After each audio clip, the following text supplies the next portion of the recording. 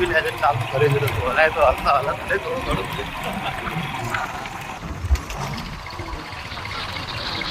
હે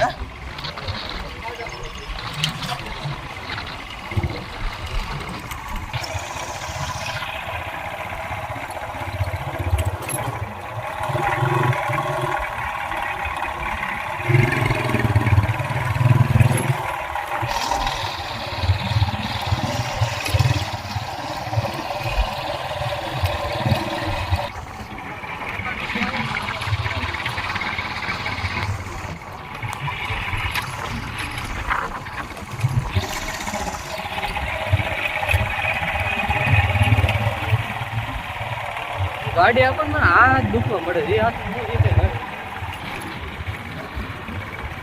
શું આ નજારો બનાવે છે. બાકી ચોમાસામાં તો આ બાજુ જે વાતાવરણ છે ને એમ લાગે કે ધરતીએ લીલી ચાદર ઓઢી એકદમ ગ્રીન ગ્રીન ગ્રીન. ચોમાસાના 4 મહિના આ બાજુ જો રાઉન્ડ મારીએ ને તો આંખોના નંબર જતા રહે એ તો નક્કી છે. બરાબર છે. પ્રોપર એવી હવાઓનું જગ્યા તો ના કહેવાય પણ હાલમાં વાડી વિસ્તાર કહેવાય અને થોડો ઘણો ફોરેસ્ટ એરિયા આવે છે. જો કે ફોરેસ્ટ એરિયાની વચ્ચે પણ આપણા વાડી આવેલી છે અને વાડીમાં અત્યારે અમે જઈ રહ્યા છીએ. આ જે એરિયા પૂરો રહ્યો એ ફોરેસ્ટ એરિયા છે. ફોરેસ્ટમાં તો જો કે નથી, આ ગામની જ જગ્યા છે પણ અહીંયા જંગલી જાનવર જેવા કે સિંહ, દીપડા એ એના રહેવા માટે અને રહેવા લાયક અત્યારે ચોમાસામાં તો સારામાં સારી જગ્યા કહેવાય. અને આ જગ્યા ગામ મોટા ચારોડિયાના પાદરની થોડી દૂર છે. જે કે આપણે ખેતર આપણા ગામથી થોડા દૂર હોય એવી રીતે આ ગામથી થોડી દૂર જગ્યા છે. થોડા ઘણા ડુંગરાળ એરિયા છે નજીકમાં અને તેની સામે લોકોના ખેતર છે. મારા મામાનું પણ ખેતર જોડે જ છે એટલે અમે ત્યાં અત્યારે આવ્યા છીએ. આ ખેતરે જવાનો રસ્તો છે. અમે હાલ ખેતરે આ રસ્તાથી અવર જવર કરીએ છીએ. જોકે આ રસ્તો જંગલી જનાવર માટે બી આ જ રસ્તો છે એટલે માણસ અને જાનવર દરેક એક જ રસ્તો વાપરે છે. તમે જોઈ શકો છો આ તમને જંગલી જનાવર જો અહીં સામે જંગલી જનાવરને માણસ ભેગો થઈ જાય તો સૌથી પહેલાં આપણે તો જંગલી જાનવરને જ જવા દેવું પડે કેમ કે આ જગ્યા એનું ઘર ગણાય અને આપણે એના ઘર પર રહીએ. અત્યારે વરસાદી માહોલ જામ્યો છે ચોમાસામાં.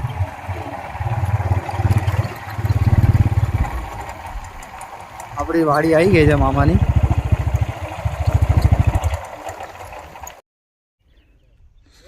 માઉન્ટેન ટ્રેકિંગ ચાલુ કર્યું છે અત્યારે મામાના ખેતરની પાસેથી. ખબર નહીં અહીંયા ક્યાં કોઈ જનાવર તો અત્યારે છે નહીં પણ જોઈએ વાલે જાય છે. ચાલતા ચાલતા ડુંગર ચડવી હતી. હા, અહીં ચડવા માટે પગથિયા તો ના હોય પણ નાના નાના ખાંચા હોય. આટલું ચડી ગયા છે. ઉપર હજી આગળ જવાનું. અહીંયા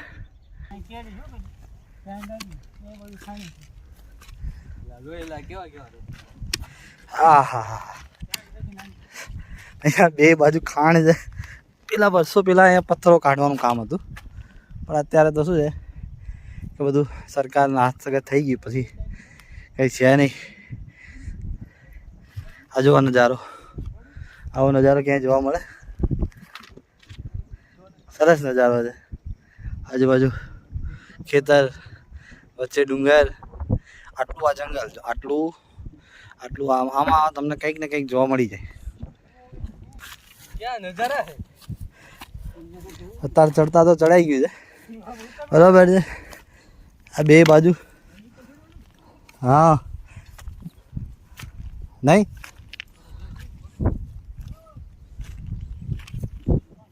ઓલા કોણ ટોચ ઉપર જઈ રહ્યા છીએ આપણે અત્યારે ચાલતા ચાલતા. પછી તમને હું નજારો બતાવું આજુબાજુનો. જોઈ શકો છો ચારેય બાજુનો નજારો.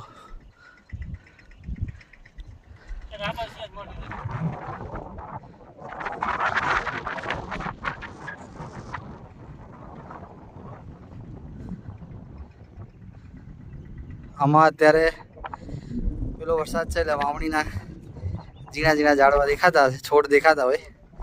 બાકી કુદરતી જગ્યાએ તો તમે જોઈ જ શકો છો ફૂલે ફૂલ એકદમ ગ્રીનરી છે ચારેય બાજુ. જો આ જે ખેતરો છે એમાં હજી ઝીણા ઝીણા છોડવા થયા છે. બાકી અત્યારે તો કુદરતી જગ્યાએ તો તમને અત્યારે જોવા મળો તો એકદમ જાણે લીલી ચાદર ઓઢી હોય એવું લાગે. જો આજે આ નજારો જોવો, આ જે પરફેક્ટ એવો નજારો છે ને કે ડ્રોન વ્યૂની જરૂર ના પડે. અને અહીંયા તમામ ખેતરમાં કામ કરતા લોકો, ખેતર પછી એ બધું તમે જોઈ શકો. એવું લાગે કે ના કુદરત છોડે કળાએ ખીલી છે એવું કહી શકાય. બાકી અત્યારે તો વરસાદનો માહોલ છે બરાબર, તમે જોઈ શકો છો એકદમ ગ્રીન ગ્રીન બધી બાજુ એકદમ લીલુંછમ. એક પણ જગ્યા એવી નથી કે જ્યાં કુદરતે પોતાની કળા ના કરી હોય. બાકી તમે માનવ નિર્મિત ખેતર તો જોઈ જ શકો છો. જો એ નાના નાના છોડવા થયા છે હજી તો, અને હજી થોડા થોડા શાહમાં ઉગ્યા છે. બાકી કઈ છે નહીં. અહીંયા મારા મામાનું ઘર કહેવાય બરોબર છે. મામાના ઘરે આટો મારવી આવો નજારો જોવા મળે ગીરમાં. જોયું પૂરું જંગલ સાથે ગમે તે વસ્તુ ગમે ત્યાં જેવી હોય તો જોવાઈ જાય. હાલમાં 3 જણા આવ્યા હતી. આ મામાના છોકરાને છે એ બી લોકો મોબાઈલથી મસ્તી કરી ફોટો પાડી રહ્યા છે મારી જોડે જોડે. અત્યારે આ મસ્ત ઠંડો પવન છે. લોકો સાંજ પડી એટલે પોતપોતાના ઘરે નીકળી રહ્યા છે. અને અમે અત્યારે અહીંયા એક આ વ્લોગ બનાવવાની ઉપડી ગયા છીએ. જોઈએ હવે કંઈ જે કેવું લાગે છે વાતાવરણ, પછી ત્યારે શેર કરીશું. અત્યારે મેં વિચાર્યું કે એક નાના એવા બ્લોગથી મારી પહેલી શરૂઆત કરું. કેમ કે આપણે એમ તો મારું કામકાજ તો લાઈવનું ને એનું બધું હોય છે, ફોટોગ્રાફી સ્ટુડિયોનું એવું. તો બધા એવું કહે કે વ્લોગ કરો, તમે વ્લોગ બનાવો, તમે આટલું કરો છો. બાકી હું એઝ અ ફોટોગ્રાફર જ છું બરાબર છે. પણ મને ટ્રાવેલિંગ કરવાનો ખૂબ ઘણો શોખ છે. ટ્રાવેલિંગ એટલા માટે કે મને ટ્રાવેલ ફોટોગ્રાફી બેસ્ટમાં બેસ્ટ ટ્રાવેલ ફોટોગ્રાફી હાલમાં. એટલે આ વ્લોગની શરૂઆત કરી જ અહીંથી. મને ક્યારનો વિચાર હતો વ્લોગ બનાવીશ તો હું અહીંથી સ્ટાર્ટઅપ અહીંથી કરીશ. કેમ કે આ જગ્યા એવી છે, જગ્યામાં જુઓ ને તો તમને બસ એકદમ જોવાનું મન, બેસી જ રહેવાનું મન થઈ જાય કે હા એટલી શાંતિ, એટલો પીસફુલ, કુદરતી હવા. આટલો અત્યારે જો આ સૂર્ય દેવતા નીકળેલા છે બરોબર છે, સૂર્યદેવ નીકળ્યા છે, પણ જરા પણ એવું નથી થતું ફેસ પર કે આપણે ગરમી આવે. એકદમ ટાઢો પવન આવે છે. અને હાલ અમે ડુંગરા ઉપર પવનની મોજ માણી રહ્યા છીએ.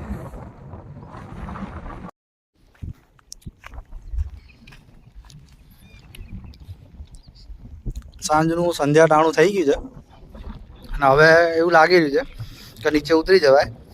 કેમ કે આ જગ્યા જંગલમાં આવેલી છે અને અહીંયા સિંહ ને દીપડા અને બધું આવતું હોય છે. એટલે હવે એનો આવવાનો ટાઈમ થઈ ગયો એટલે આપણે નીચે ઉતરી અને ખેતરમાં બેસી જવાય. આ નીચે ઉતરવાનું છે, આ જગ્યા જોઈને ઉતરવી પડે. કરણભાઈ અને મેહુલભાઈ આગળ છે.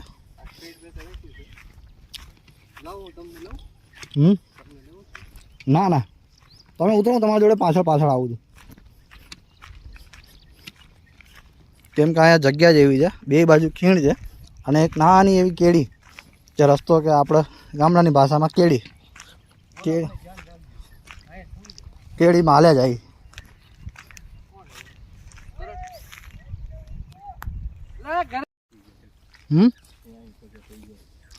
જોઈ લો જંગલ એકદમ હાવ. અત્યારે એવી જગ્યા છે, આ ચાલીને જઈએ છીએ અમે. મેહુલભાઈ અમારી પહેલાં ઉતરી ગયા છે નીચે, અમારા ગાઈડ. મેહુલભાઈ એક સવાલ, તમે કેટલા ટાઈમથી અહીંયા આવો ચડો? એટલે તમને તો અહીંના ખૂણા રસ્તા ખબર હશે ને? સરસ. તમારું તો અહીંયા ખેતર હોય એટલે તમને તો ખ્યાલ જ હોય ક્યાં કયો રસ્તો જાય છે. હા તમે ત્યાં ગમે ત્યાં નીકળો. અમારે તમને જોડે લઈને આવવું પડે. હા હા, નકર અમે અહીં તો ગોળ ગોળ હલવાઈ ગોળ ગોળ જ ફર્યા રાખવી અમે.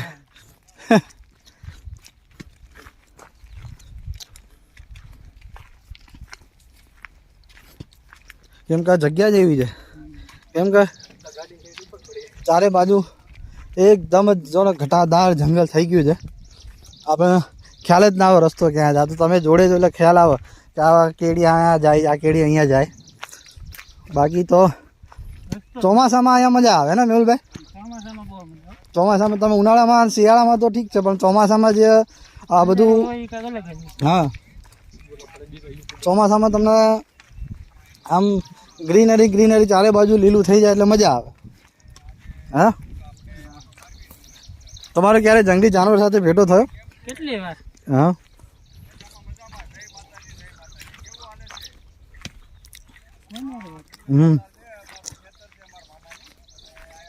સારું, ચલો આપણે મેહુલભાઈ મળીએ પછી આપણે જોડે. હા વાંધો નહીં.